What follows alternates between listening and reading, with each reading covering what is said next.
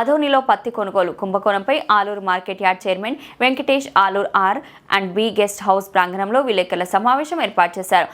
అందులో భాగంగా మీడియాతో మాట్లాడుతూ CCI అధికారి లిల్లీ రాయపాటిపై చర్యలు తీసుకోవాలని డిమాండ్ చేశారు. కూటమి ప్రభుత్వం రైతులు నష్టపోకూడదన్న ఉద్దేశంతో CCI ద్వారా పత్తి కొనుగోలు చేస్తుందని, అయితే పత్తి మిల్లాల దళాలతో కుమ్మక్కై పత్తి నాసి రకంగా ఉందని, వాదు తీయాలను వివిధ కారణాలు చెబుతూ రైతులను మోసం చేసి కొనుగోలు చేశారని, పత్తి మిల్లో దింపకుండానే మాయాజలం చేసి దాదాపు 15 కోట్ల పైగా స్వాహా చేశారని మార్కెట్ యార్డ్ చైర్మన్ వెంకటేష్ ఆవేదన వ్యక్తం చేశారు.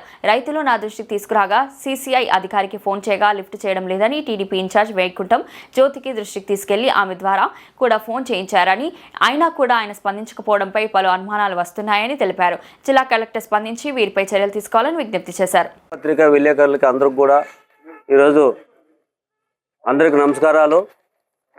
ఈరోజు రిల్లి పటేల్ రాయపాటి అనే వ్యక్తి మరి ఈరోజు ఆతోని తీసి పెట్టడం జరిగింది. దాంట్లో 10 గోడములు తీసుకొని రైతులకి 10 గోడములు తీసుకొని కూడా అందరూ కూడా మరి రైతులు ఇక్కడ ఆలూరు నియోజకవర్గం నుంచి మరి ఎంతోమంది రైతులు వస్తున్నారు. ఈరోజు నేను ఆలూరు నియోజకవర్గం మరి మార్కెట్ యార్డ్ చైర్మన్, నా పేరు టి వెంకటేశ్వర్లు.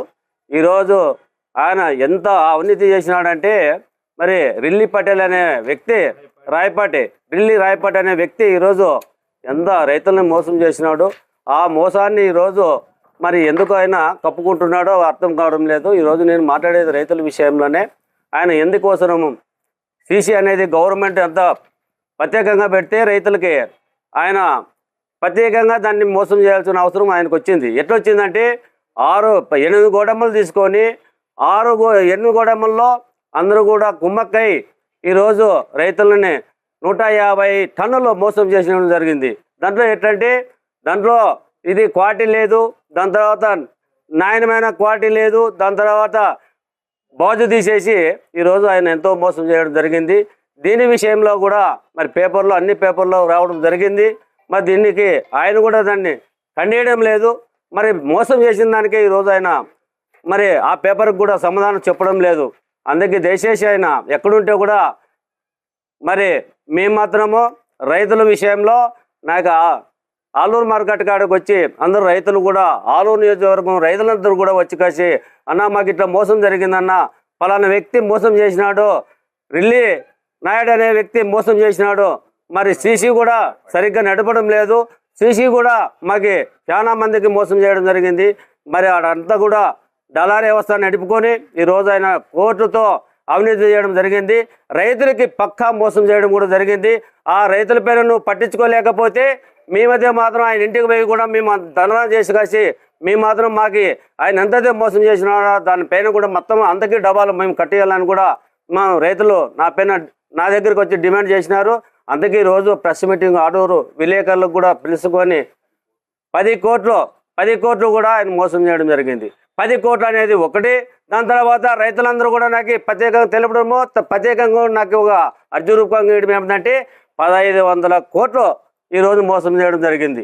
ఎందుకంటే రైతులు తెలుగుదేశం గవర్నమెంట్ నారా చంద్రబాబు నాయుడు ఎంతో ప్రత్యేకంగా రైతులను గుర్తించి రైతుల మీద ఎంతో విశ్వాసం ఉండి ఈరోజు CC పెడితే CC నువ్వు మోసం చేయాలని కాదు, CC మోసం చేయాలనే దానిపైన కాదు, కానీ రైతులకి మద్దతు ధర ఇచ్చి ఈ రేటు ప్రకారంగా కొనని చెప్తే ఈరోజు నువ్వు ఇంత మోసం చేస్తాడని ఎప్పుడు కూడా మరి భవిష్యత్తులో అనుకోలేదు. మరి ఈరోజు నువ్వు మోసం చేసినావు కాబట్టి ఈరోజు రైతులకి సమాధానం చెప్పాలా. రైతులకు నువ్వు మోసం చేసింది CCI ఈరోజు మోసం చేయడం జరిగింది. మరి ఈరోజు దానిపైన కూడా మేమందరూ కూడా విచారణ చేస్తాం. దానిపైన కూడా కలెక్టర్ గారికి కూడా తెలుపుతా, కలెక్టర్కి కూడా కలెక్టర్ కలిసి అర్జీరూపంగా కూడా తెలుపుకుంటాం. దీనిపైన కలెక్టర్ కూడా వెనకనే స్పందించి మా రైతులకి ఎంతైతే నష్టం జరిగిందో 1500 కోట్లు నష్టం జరిగింది కాబట్టి 1500 కోట్లు తిరిగి కట్టేయాలని కూడా ఈరోజు డిమాండ్ చేస్తున్నాం. డిమాండే కాదు ఇంకోటి కూడా చెప్తుండా, ఆయన ఎక్కడైతే 10 గోడములు ఉన్నాయో దానిపైన కూడా సీల్ చేయాలా. ఆయన కూడా ఎక్కడుంటే కూడా మరి కేసు పెట్టి ఆయనకు రిమాండ్ పంపించడం కూడా జరపాలని కూడా నేను కలెక్టర్ గారిని కోరుకుంటుండా. అందుకే ఇదిగిన 10-15 రోజుల్లో మాకు ఏదైనా సమాధానం రాకుండా రైతుల విషయంలో ఏదైనా సమాధానం కూడా చెప్పుకోలేకపోతే గినా మరి మేము కూడా ఆయన ఇంటిని వచ్చి కలిసి ఖచ్చితంగా మూసేయడం జరుగుతుందని కూడా సభాముఖంగా చెప్తుండా. మూసేయడమే కాదు, ఇది పరిష్కారమయ్యే వరకు కూడా వదిలే క్వశ్చనే లేదని కూడా నేను మార్కెట్ యార్డ్ చైర్మన్గా చెప్తున్నా. ఎందుకంటే నా విషయం అది, నా రైతుల విషయము, నా మార్కెటింగ్ విషయంలో ఈరోజు నాకు మోసం జరిగిందంటే నా నియోజకవర్గంలో నేను సహించే క్వశ్చనే లేదు. మా ఇన్ఛార్జ్ కూడా ఫోన్ చేసి ఫోన్ ఎత్తడంలే, నేను ఫోన్ చేస్తే ఫోన్ ఎత్తడంలే, మా శివప్రసాద్ అన్న ఫోన్ చేస్తే ఎత్తడం లేదు. మరి ఎవరికి నువ్వు ఫోన్ ఎత్తావు అంటే నువ్వు మోసం చేసిన దానికే ఈరోజు నువ్వు సకాలంగా ఎవరు ఫోన్లు ఎత్తడం లేదు.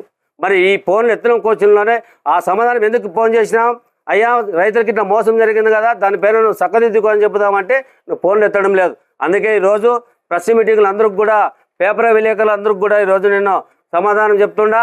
నేను ఖచ్చితంగా కూడా అది మా రైతులకి తిరిగి ఆ నష్టపరిహారం కట్టే వరకు కూడా వదిలే క్వశ్చనే లేదు. ఆయన కూడా ఎక్కడున్నా కూడా ఎతికి మరి కేసు పెట్టి రిమాండ్కి పంపేయాలని కూడా నేను డిమాండ్ చేస్తుండా. మా సీసీ ఎంతైతే మోసం జరిగిందో ఆ సీసీలో మరి సిసిఐ ఎక్కడైతే మోసం జరిగిందో దానిపైన కూడా విచారణ చేసి కలెక్టర్ గారు కానీ దానిపైన ఎస్పీకి కూడా చెప్తుండా. వెనకనే ఆయన మోసం చేసిన వ్యక్తికి కూడా వెనకనే ఆయన కేసు కట్టి ఆయన రిమాండ్ పంపేయాలని కూడా నేను మరి తెలుపుతుండా. అందుకే దయచేసి పత్రికా విలేకరులు మరి మీడియా మిత్రులందరికీ కూడా నేను విషయం తెలుపుకుంటున్నా. నా రైతులకు మోసం జరిగింది కాబట్టి కూడా ఆలూరు నియోజకవర్గంలో మా 1000 టన్నులు ఆలూరు నియోజకవర్గం నుంచి రైతులు తీసుకొని పోయి కాసి ఆధునిక మార్కెట్లో మేము అమ్ముకోవడానికి పోతుంటే మా రైతులని రోజు ఇంత సిసిఐ ఇంత మోసం చేసిందంటే మరి ఆయన పేరు మీద కఠిన చర్య తీసుకోవాలని మరి కలెక్టర్ గారికి ఎస్పీ గారికి కూడా తెలుపుతూ మరి ఆదోన్లో కూడా 10 గోడమ్మలు కూడా తీసుకొని 10 గోడమ్మల్లో కూడా వాళ్ళకు కూడా అంతా మరి మార్కెట్ యార్డ్లో కూడా మరి అందరూ కమ్మెక్కాయి దానిపైన కూడా సిసిఐ మోసం జరిగింది ఈరోజు అని కూడా నేను చెప్తుండా. దానికి అందరూ కూడా అధికారులు అందరూ గుర్తించి దీనిపైన రైతులకి న్యాయం చేయాలని కోరుతున్నాం. ఆ 15 కోట్లు ఎప్పుడైతే మోసం జరిగిందో ఆ 15 కోట్లు తిరిగి కట్టేయాలని కూడా నేను డిమాండ్ చేస్తున్నానని కూడా సభాముఖంగా చెప్తూ అందరికి కూడా పత్రికా విలేకరులకి మా జ్యోతమ్మక్క గారికి కూడా మా నమస్కారాలు చేస్తూ సెలవు తీసుకుంటుండా.